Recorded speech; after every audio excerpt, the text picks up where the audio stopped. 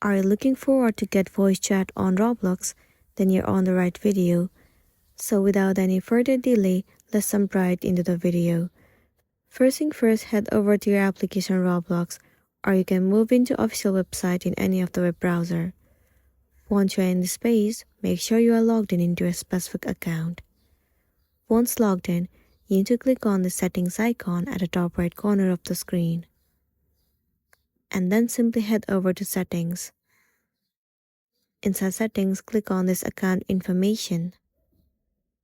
Head over to privacy and content restrictions. Move into communication right over here.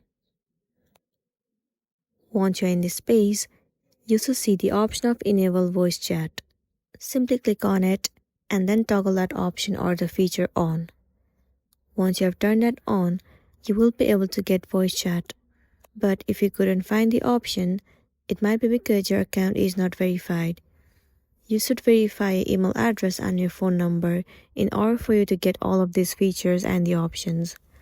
So that's the end of the video. If this video helped you, give it a like and check out our next tutorial. Thank you.